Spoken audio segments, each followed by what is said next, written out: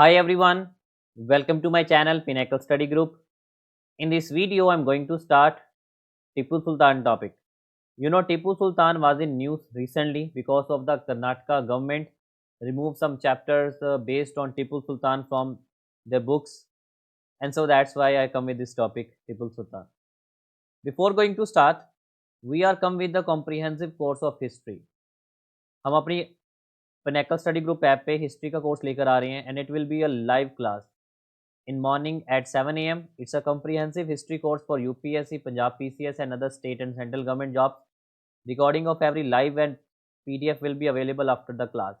And it will also include recording NCERT history from the 6th to 12th videos. It's a complete course of 3 months and the course starts from the 13th of September 2020. The course fees is only 3000 rupees and EMI option is also available. Okay, so kindly download my app. App का आपको link description box में मिल जाएगा। Apple और Android दोनों के लिए available है ये। For any assistant kindly call and WhatsApp on this number 7341188180। The topic is Tipu Sultan. Why Tipu Sultan was in news? Because the Karnataka government has announced to remove Tipu Sultan history lesson from the textbook in the state, and also public celebration of Tipu Jayanti will not be held. तो recently Karnataka सरकार ने क्या किया, टीपू सुल्तान के जो chapters थे history के, उसको हिस्ट्री की टेक्स्ट बुक से रिमूव कर दिया गया।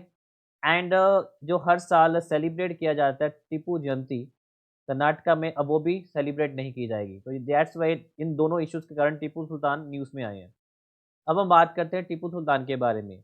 टीपू सुल्तान जो मैसूर के राजा थे, he was the king of Mysore. You know, British और मैसूर के बिटवीन 4 वॉर्स हुई थी, which is called the Anglo Mysore war. ठीक है, 4 वॉर्स हुई थी। एंड टीपू सुल्तान की जो डेथ हुई है एग्जैक्टली 1799 में डेथ हुई थी, clear, by the lord Wellesley. लॉर्ड वेलेस्ली ने 1799 में टीपू सुल्तान को मार दिया था।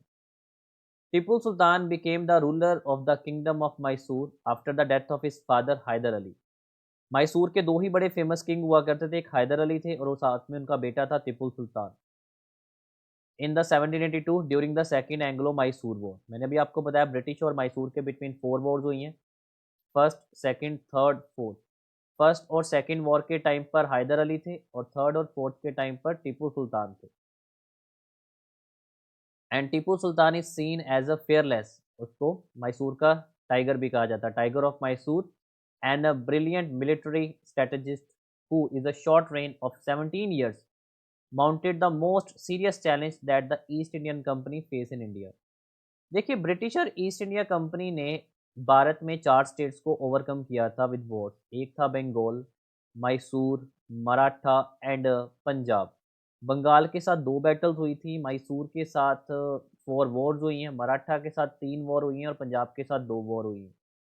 तो मैसूर को ओवरथ्रो करते करते इनको 4 वॉर लड़नी पड़ी थी और फाइनली 1799 में मराठा की हेल्प के साथ इन्होंने मैसूर को ओवरथ्रो किया था।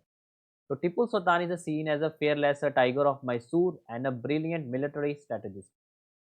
And however, because of help given by Nizam of Hyderabad and the Marathas, the Fourth Anglo-Mysore War, Tipu Sultan was defeated and killed on 4th of May 1799 while defending his fort of Srirangam Patnam। ठीक है, टीपू सुल्तान की capital हुआ करती थी, जो उनका main fort था वो था श्रीरंगापट्टनम।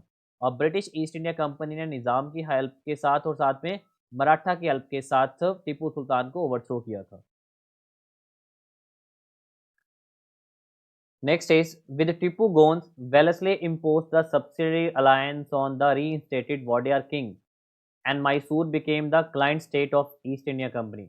और ये प्रपोजल सेम सब्सिडरी अलायंस जो ट्रीटी स्टार्ट की गई थी, सब्सिडरी अलायंस का प्रपोजल वेलेस्ली ने ही इनिशिएट किया था और वेलेस्ली ने टीपू सुल्तान को यही ट्रीटी साइन करने को बोला था, but Tipu Sultan negative. And after the demise of Tipu Sultan, Wellesley imposed a subsidiary alliance on the reinstated Wodeyar king, और वोडियार भी मैसूर के ही थे।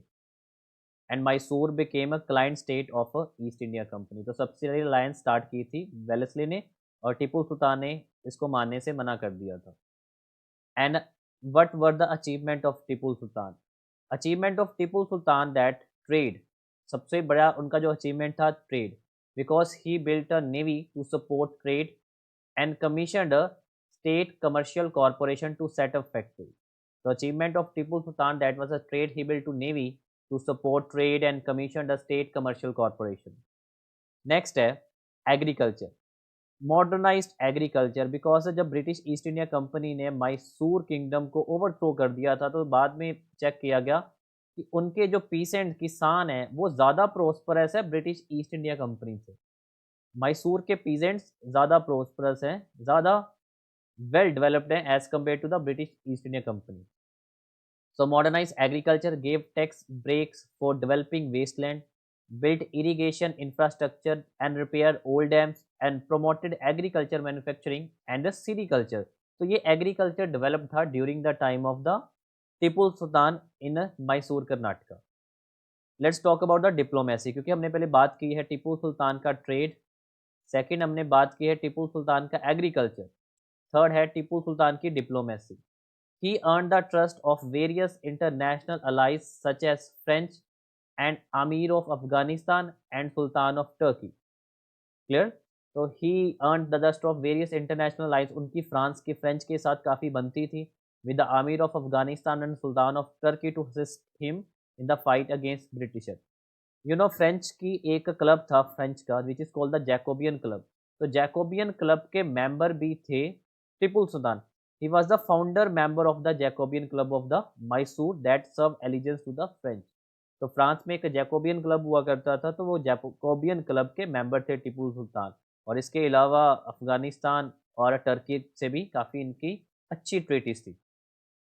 Next is administration. See he planted a liberty tree in Srirangapatnam. उन्होंने अपने कोर्ट में, अपने फोर्ट में एक ट्री प्लांट किया था which is called the tree of liberty in Srirangapatnam and declared himself citizen Tipu. Just as there is evidence that Tipu persecuted Hindus and Christians, so there is also evidence that he patronized Hindu temples and priests and gave them grants and gifts.